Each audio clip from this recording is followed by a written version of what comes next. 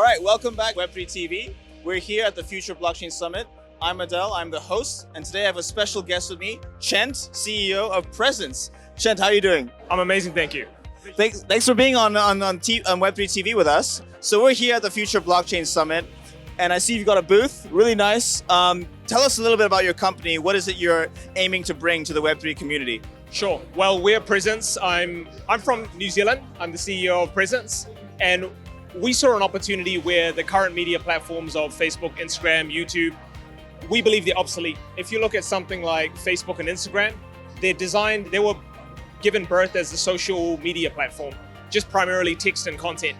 But the demands of video content, you can see that these social media platforms have now evolved into media platforms, video platforms. But the infrastructure was never really designed for this. So we saw a very unique opportunity, especially with the last bull run, where these technologies can be integrated into blockchain. You see many coaches, creators running businesses off Instagram, earning 7 figures or whatever it may be. And we just saw an awesome opportunity for Presence to be born. And man, we can take this in many ways. Let's just have some fun. Wow, really, really amazing. So you're building a decentralized social media platform. So I've got so many questions to start. I don't know where to begin because I'm, as an anchor, I've got to be on social media quite a lot. So where do I begin? So what makes your platform sort of unique and different from the likes of YouTube? Perfect. It's all around attention. How much time would you spend? What's your platform of choice? Is it TikTok, Instagram? I'd say it really depends. I'm on LinkedIn because blockchain, I feel, is the place to be for LinkedIn. But also because I do video content, I have to be on Instagram. So I'd say it's a mix of those two and Twitter. So I'd say those three. Okay, and how much time would you spend on, let's just say collectively every day, would you spend an hour on LinkedIn and Twitter, or? I would spend an hour probably connecting with people rather than watching stuff. Gotcha. Yeah. So your attention is being spent on this platform. You could even say your attention is being harvested. So on the back end, these platforms are literally designed to harvest your attention. Notifications and just literally down to the user interface is designed to give you dopamine, notifications, etc. So they're harvesting your dopamine and gathering your data, and then that data is then monetized through the platform and the creators and businesses. So we identified that, and honestly, these platforms are getting so much money that we believe that we can actually reward back the users for their attention. So on Presence, the big unique selling point you could say is we are rewarding users for their attention. So whatever attention you spend on Presence, we translate that into our native token that is coming in time. And that's going to be something that is, you could say, mined and given back to the audience. Interesting. So when you say whenever time they spend using Presence, is there still going to be that dopamine hit that people get similarly that when they use other platforms, or is it going to be slightly different? There will be initially. The problem with the dopamine, you could say, model of this day is created instant gratification loops in humans, which honestly is the cause of a lot of the mental disorders of depression and anxiety. But unfortunately, that's how we hook the audience. So we are using instant gratification dopamine mechanisms to hook the audience, but one ethos of us is to design or reprogram society and humanity from instant to delayed gratification, because we believe that is the evolution of humanity. And for example, Presence is just one platform in a greater ecosystem, but our principal mission or North Star of our companies is to transition humanity to a type 1 civilization by 2100. So that covers media, that covers energy solution, that covers food, it covers a lot of different things. So Presence is just, you could say, the first step in our grand scheme or our grand plan. And that's just the decentralization of content and attention. I agree that the hook is sort of something that we've all had to be accustomed to, because that's what grabs the attention. Those initial 8 seconds or less, if you're lucky, of attention before they scroll to the next one.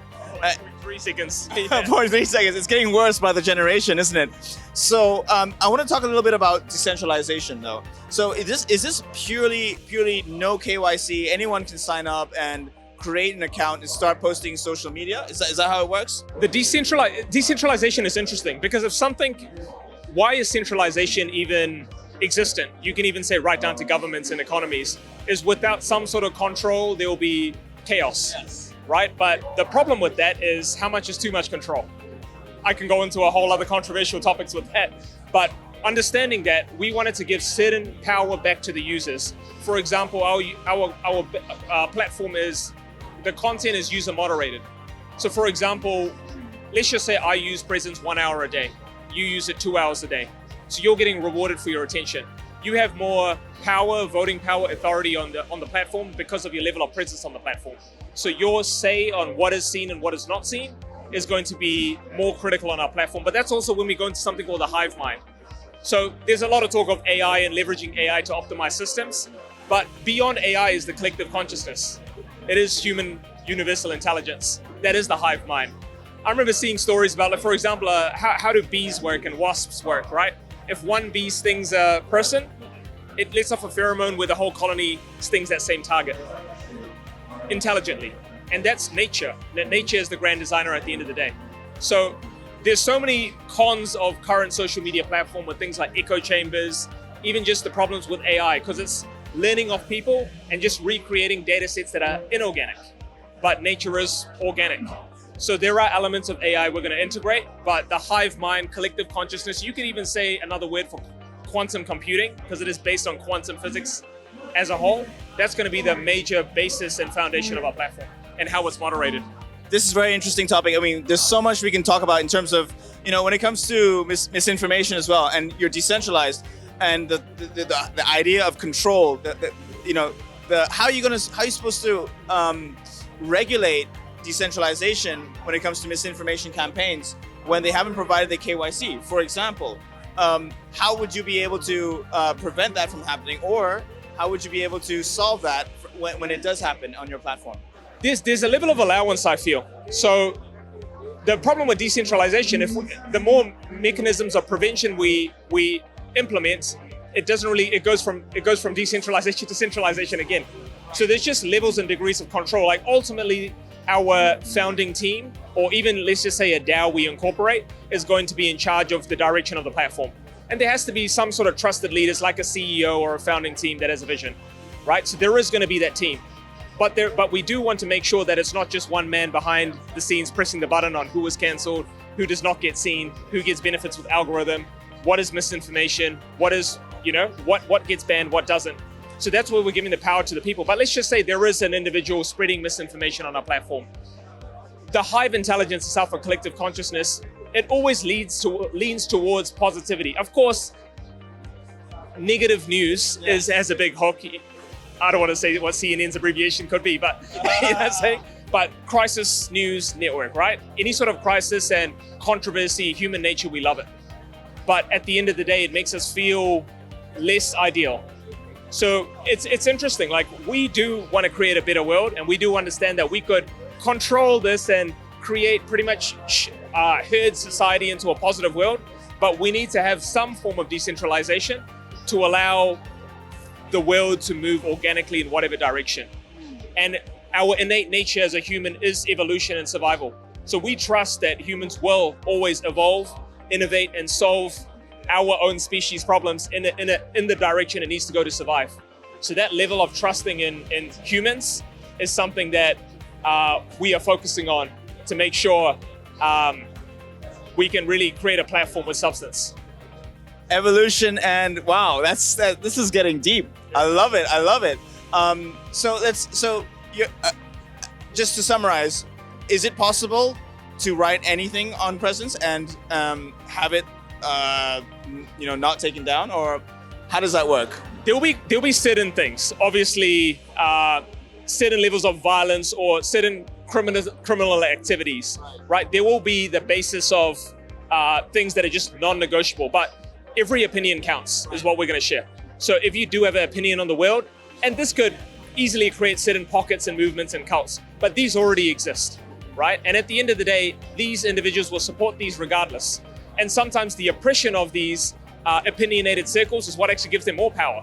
But if they have the freedom to speak, then we can actually literally allow whatever to be created and also whatever to be dissolved.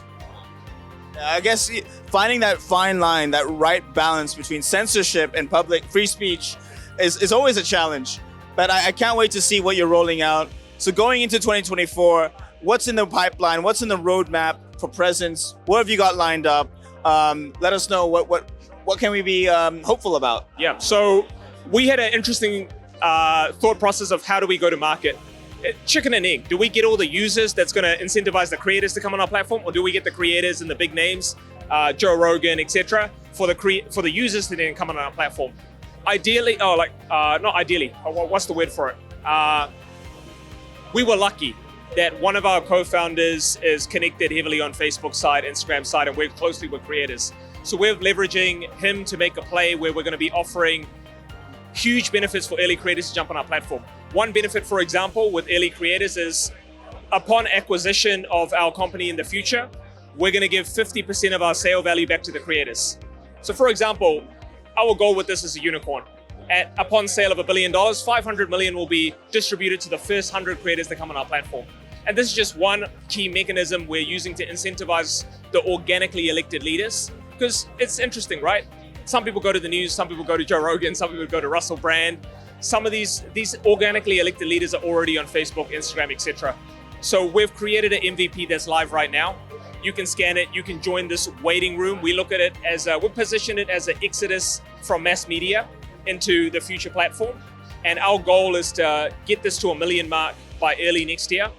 And once we hit the 1 million mark, we're gonna be launching the full content platform, most likely in March. But we also wanna co-design this with key creators. So we didn't just wanna create a platform and be like, hey creators, you gotta jump on our platform. We wanted to make sure that these 100 pioneer creators have a say in how we design it itself. So I guess a good summary in 2024 of what is happening for us. Early next year, our native token is gonna go live. Our content platform in March is gonna go live. Our goal is to get to the 10 million user mark by the end of the year. And we're audacious as possible. I love the stat that a quarter of the population is on Facebook.